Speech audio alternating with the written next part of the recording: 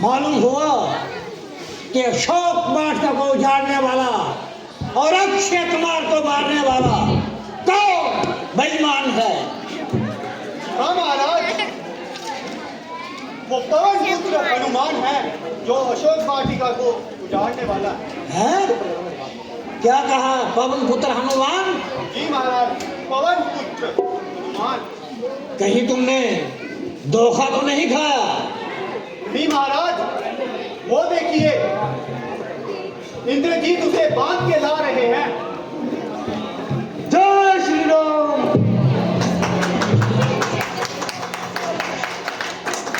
पिताजी, अक्षय कुमार को मारने वाला और बाग उड़ाने वाला हाजिर है।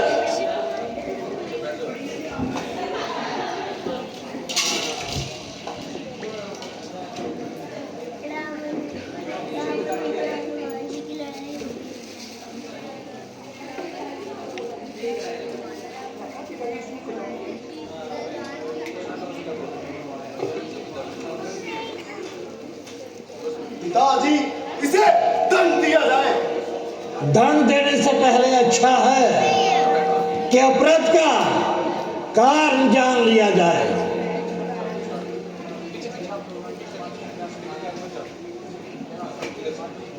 जरा फरमाइए, मन में क्या सुन रही जो लंका में आकर इतनी आफत मचाई? क्या तुम्हें मौत नजर नहीं आई? चुप रहने से प्राण नहीं बचेंगे। मुंह तो खोल, जुबान से बोल।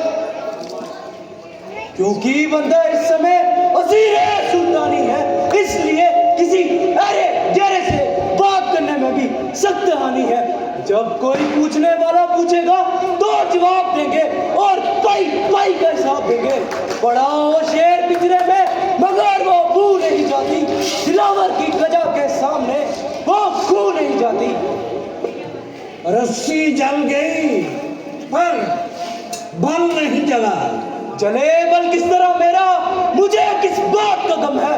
वही तू है, वही मैं हूं, वही दम है और वही गम है। अरे बेशरम, ये नीच काम करने से तो अच्छा था कि तू डूब के मर जाता, ताकि तेरे कारण विद्या धर्म के नाम पर ये कलंक का टीका ना आता। अभी भी वक्त है तेरा ये पश्चाताप करने का। किया है काम तूने भी बड़ा शक डूब मरने का।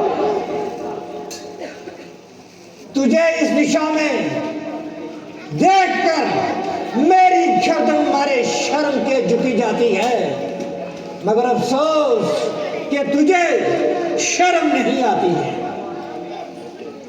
अभी तक तो झुकी है तेरे ही झुकाए से, कई दिनों में जमीन से भी ना उठेगी उठाए से। हनुमान, आज तुम नराले ढंग की बातें कर रहे हो क्या? प्राचीन संबंधों को एक ही दम बुला दिया?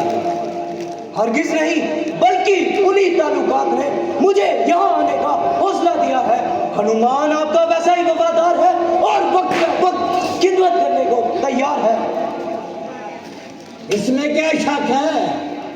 अगर तेरे जैसे 4-5 वफादार और हो तो मेरा बेड़ा ही पार है। ये अच्छी वफादारी है। सारी अशोक वाटिका को जाड़ा, बाघ भालू ने टोका, उनको पकड़ कर मरोड़ा, सिपाहियों ने रोका तो उनका सर फोड़ा, जबकि अक्षय कुमार गया उसे जिंदा ना छोड़ा। वारे मेरे वफादार, मैं तुझ पे बलिहार। मैं गया था कौन सा उनको बुलाने के लिए, आप ही आए थे वो झगड़ा फैलाने के लिए। काम किस आते हैं फल आखिर थे खाने के लिए, था जुर्म अगर बात में था घर में जाने के लिए। ना कितनी सी बात पर पीछे मेरे पड़ गए, मारने आए थे मुझको आप लेकिन मर गए। सवाल तो ये है कि तुमको कहा था किसने यहाँ आने के लिए? कहा था श्री रामचंद्र जी ने और गया था माता सीता की सुध लेने के लिए। है सीता की खबर? हाँ हाँ, माता सीता की खबर। परंतु सुग्रीव का रामचंद्र से क्या संबंध? जब वो सीता जी को खोजते हुए ऋषमुख पर्वत पर आए तो दोनों ने दोस्ती की प्रतिज्ञा करके हाथ मिलाए। जिस बाली ने 20 बार आपको क्या किया, उसको श्री रामचंद्र जी के एक ही बाण ने इस दुनिया से नापेद किया। अब आप उनकी ताकत का अंदाजा खुद ही लगा लें और जिस तरह से हो सके आने वाली तबाही को सर से टालें।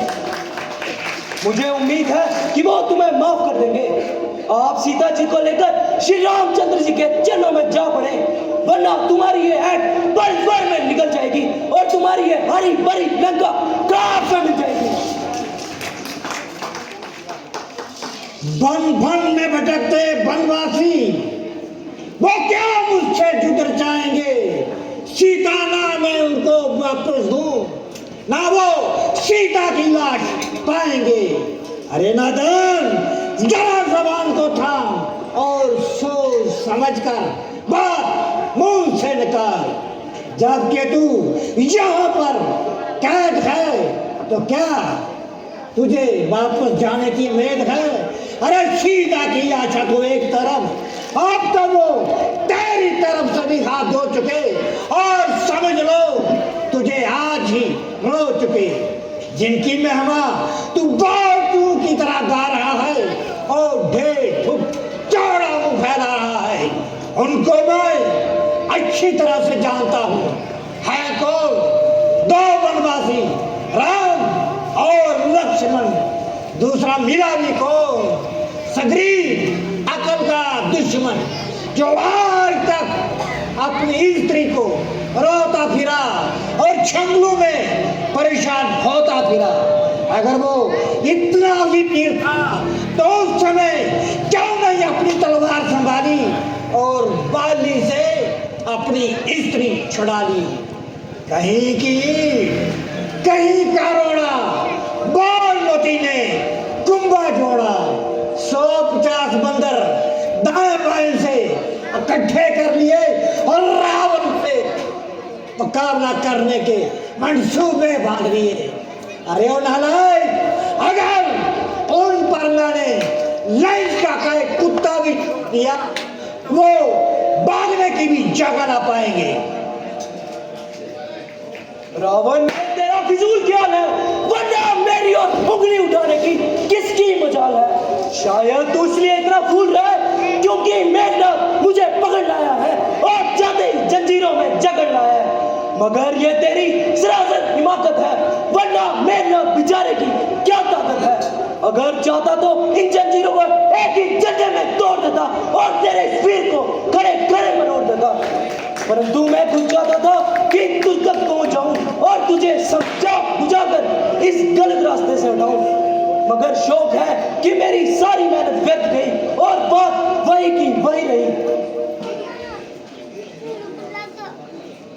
नहीं शरारत से बाज आता, जवान इतनी चला रहा है, मेरी इज्जत और आबरू को तू खाक में मिला रहा है। इज्जत व हुर्मत तो आप कोई कसूर मेरा बता रहा है। अजब तमाशा है यारो, जमाना कैसा हो रहा है। अरे ओ नालायक, बता तू मुझको, तू खौफ किसका दिखा रहा है? मैं वो बोला हूँ कि जिसके बेर से काल खुद को खा रहा है। लोग खुद ही ये देख लेंगे तू इतना क्यों दिन मिला रहा है।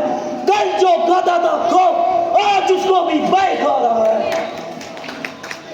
कुआं में जितना नरम तू उतना सर पर जमीन उठा रहा है। अरे बेखुदे, तू उल्टा मुझ पर अधिकार अपना जमा रहा है। वो तेरे जैसा पति जो अपनी उम्र वैश्याओं में गुजार रहा है, ताजुब है वह भी मुझको बेहुदा कहकर बुला रहा है। ना मैंने जब तक उठाई खंजर तभी तक तू चचा रहा है। तू अपने हाथों से अपनी खातिर अदम का रास्ता बना रहा है। चंद दिनों में होगी चर्चा, वो दिन भी नजदीक आ रहा है। कहेगी दुनिया वो देखो लोगों, जनाजा रावण का जा रहा है। और आपका शरीर रावण के सामने ऐसी बेखुदा तकरीर। मैंने हाथ चंद खूने जिक्र किया, बहुत तेरे बुजुर्ग का लिहाज किया। अब मेरी तलवार भी तुझे खामोश कराएगी और हमेशा के लिए सुख की नींद सुलाएगी। भाई साहब, जरा तहम्मुल से काम लीजिए। ये आपकी शान और शौकत के खिलाफ है। दुश्मन के दूध पर हाथ उठाना राजनीति के खिलाफ है। फिर तुम ही बताओ, इसे क्या दंड दिया जाए? वानर को उसकी पूंछ बड़ी प्यारी होती है। इस वानर की पूंछ पर दाजियां बांध करके आग लगा दी जाए, यही इस वानर के लिए बड़ी सजा होगी। मेरे वानर सितारो, इस वानर की धूम में